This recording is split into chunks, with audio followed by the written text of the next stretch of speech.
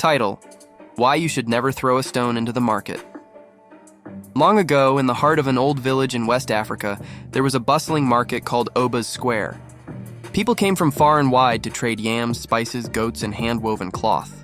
The market was not just a place of trade, it was a place of stories, secrets, and unseen spirits. The elders would often say, "Never throw a stone into the market, no matter how angry you are," but they never explained why. Most children just nodded and forgot, except for one boy named Kofi.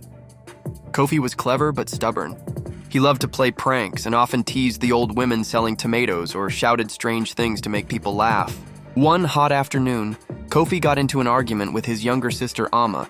She had eaten the last mango he had hidden under the mat. Furious, Kofi picked up a smooth, round stone from the roadside and flung it into the market square. It struck a woman's basket and sent oranges rolling in every direction.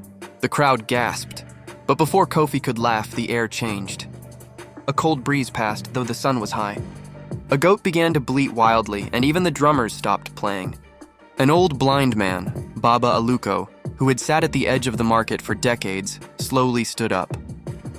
He hadn't moved in years. His milky eyes turned toward Kofi as if he could see through the veil of time itself. "You have awakened the market spirit," Baba Aluko said in a voice that trembled but carried far. "Do you know who lives in this market?" Everyone stood in silence. This market holds the footprints of our ancestors, the whispers of unborn children, the laughter of those long gone. It is not just a place of buying and selling. It is sacred ground where the spirits of the past walk beside the living. Suddenly, Kofi began to feel dizzy. He looked around and saw a woman dressed in white robes standing beside the smashed basket.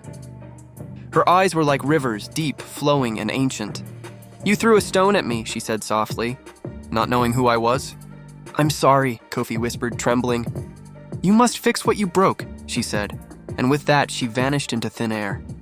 For 7 days, Kofi returned to the market, helping every trader. He carried yams for the elderly, swept the stalls, and mended baskets. Only after he had served with humility did the strange coldness leave the market. Baba Aluko smiled again, and the drummers resumed their rhythm. From that day on, the story of Kofi was told across villages. Children were warned, "Never throw a stone into the market. You don't know if it will strike a spirit, an ancestor, or the future." And so, to this day, Africans say, "The market has eyes, the market has ears, and the market remembers." This is BeyondFilmz, where African stories come alive.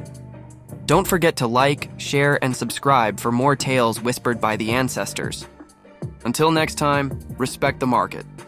Respect the unseen,